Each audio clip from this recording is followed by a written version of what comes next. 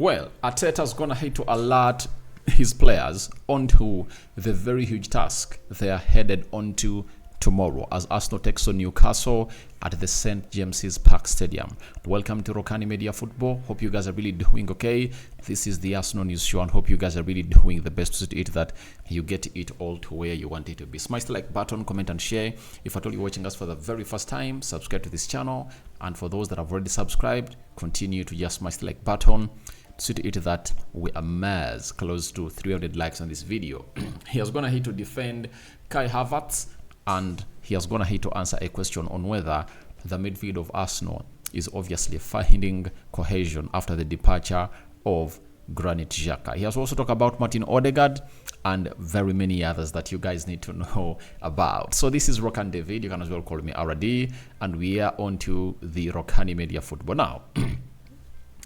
The Muslims welcome back for the mosques, and the Christians, we thank God for the gift of life. And let's start it off to where we left it. Now, I've already gone ahead to do the match preview. You can as well go ahead and really watch it. But you see to it that things are obviously going on well as planned. And you guys continue to subscribe because we want to hit 18,000 subscribers before the end of this channel, before the end of this month. Now, Arteta on how much of a test he is expecting at Newcastle. He says a big one. It's one of the toughest places to go and win. We've done it and there is nothing new to it. We know what we are expecting. It is very clear that they do. What their strengths are and where the opportunities are for us, we'll try to take the game where we want. So, Arteta's going to hate to warn his players that it's obviously going to be a big and a tough test when they're playing alongside Newcastle. I know that Arsenal are really better squad than Newcastle, but when Newcastle is playing at the St. James's Park, it's a different force altogether. You know, they've always gone ahead to obviously try to put up a very, very, very hard fight. Last season, Arsenal just went ahead to get 2 chances and scored. But remember, Newcastle in the first 7 minutes, they were all over. They were all over the side of Arsenal. And Arsenal's gone ahead to obviously try to see themselves really get a win at St. James's Park last season. But Arteta's going to hit obviously tell his players that it's not going to be an easy tie. It's going to be a very big tough test because they're obviously going to be having close to 47,000 people behind them, and Arsenal might only take like 5,000 to obviously do the needful. And talking about the stadium where Arsenal is going to play, Arteta had the following to say. He said, when you play football, you want to play in those atmospheres like going to Sevilla. You know what you are going to get. It's an incredible privilege to play in those grounds. You have to embrace the moment, enjoy it, and go for it because it's worth it. These are the arenas you want to be tested. An incredible football atmosphere. That's what we've been told by Mikel Arteta. So he understands the atmosphere that is obviously going to be found at the St. James's Park. Obviously, it's gonna be very hostile. It's going to obviously take loads and loads and loads and loads and loads and loads of attention from people because it's one of those stadiums where you wouldn't like to see to it that things go or don't go your way. So Arteta knows what the St. James's Park is all about. He played there as a player at Everton and Arsenal, and he's now a manager. But the beauty is that last season he went ahead and obviously got a win from St. James's Park, and after getting a win from St. James's Park, it obviously put him into the very huge issue. Now, they asked him about Granit Xhaka, and he had the following to say. And what was the question? On how the midfield has evolved since Granit Xhaka left the club of Arsenal. He said, Granit Xhaka was a key player. He played nearly every game for us, and we knew that it was going to take some time. Just like it took him some time, especially when I changed his role, there was a lot of questions about it, and then he evolved in a great way. And here it will happen the same. So he was here, obviously trying to put up a very huge statement. And he was defending the players that he signed, especially Kai Havertz, who everyone is obviously criticizing about his dipping form and not really being that player. So we all admit that it was a very, very, very, very, very, very huge departure of Arsenal. And it's really one of those departures that would go ahead and obviously affect the side of Arsenal. But for Arteta, he just goes ahead and says it will go on as well. And the time that Granit Xhaka took to obviously learn that role and obviously perfect it is the time that Kai Havertz needs to obviously perfect that role. And I really understand that Kai Havertz is really having a lot of pressure onto him, but there is nothing you are going to do because you're a professional player and you have to go ahead and really do the needful. But for the midfield of Arsenal, I think they're really having more alternatives. And the only big blow that obviously befell them was all about the injury of the player who is called... What's the name of that guy?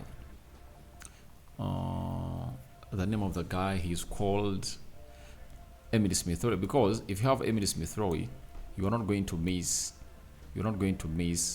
players like those. So wait and see how that pans out in the midfield of Arsenal. But obviously there is a very big gap in that boot that Granit Xhaka really left, and I don't see any Arsenal player that can fill those boots. Then talking about the player that is being talked about, because asking a question about Granit Xhaka, it was like asking about Kai Havertz, because who did Arsenal bring in as a replacement for Granit Xhaka?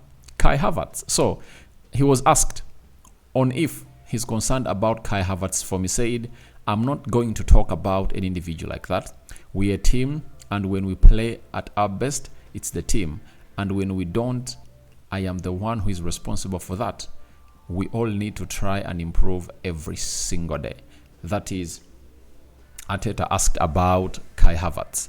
Then they told him on inflated fees of players. Obviously, they're referring to Kai Havertz, that was he really worth £70 million plus. He said, I think there has been an evolution. I think we've gone from the 10s to the 20s to the 80s to the 100s. And there has been players who cost £220 million as well. So it's not as though we are getting used to it. It's something that is happening, and is happening more and more often. On other players and other clubs, what we are doing, there is no comment onto that. So he was obviously throwing in defense for Kai Havertz. Having been asked about the form of Kai Havertz and how he's really performing, Arteta said he's not going to comment about that because he knows that they are playing as a team in this. So after that, he was obviously asked about inflation of players, or inflated prices for the players, and they are meaning that was Kai Havertz worth that amount of money. Then he told them that the game was going to have to improve. The game was going to have to obviously see to it that players are bought for that. And remember, in the summer he said that if at all you want to get good players, you need to meet their price. You need to spend big to get in those players. But I think for Kai Havertz, it's just that people really expect more and more and more. And I think it's time that they obviously gave him a benefit of doubt. Let him settle in very well. And after settling him very well, I think he'll obviously become the player that you guys want. He's one of those players that plays for Arsenal in different positions. Sometimes he plays as a centre forward. He plays as a number 8. Sometimes he plays as a number 10. And every time he gets off the bench, Kai Havertz looks better. But every time he starts, he's not like really playing very well. But he's a talented player, and no one really doubts the talent of the player in that guy. That is Kai Havertz. Now, on Martin Odegaard, this is what Arteta had to say on whether the resting went ahead to obviously benefit the player. Arteta said, we have tried to offload him a little bit because he had a little issue that he was grumbling with. He felt much better in the last days, and we gave a few minutes against West Ham, which was good to see, and his contribution was really good. He'll train today, and if he's fine, he'll be ready. So, for Martin Odegaard, he is really one player that has seen Arsenal dominate the games of Man City, the game of Chelsea. Do you know why?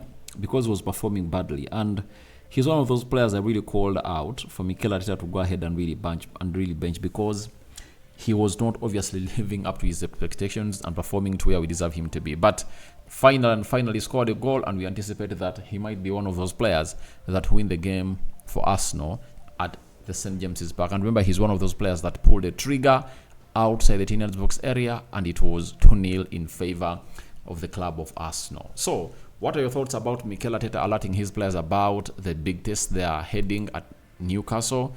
That is the St. James's Park. And what do you make about his comments on Kai Havertz being the replacement of Granit Xhaka, on why he needs time to obviously adapt in? And I think for that he's right, but I don't know what your thoughts are about it, because some people don't really like Kai Havertz. So guys, thank you very much for watching through. What do you make about Odegaard? Has the rest been really good for him to obviously come in through and obviously improve? All that and more into the comment section below. May the living God bless you abundantly. Rokani David remains my name. The Muslim is Barakallahu Fikum. I'm out.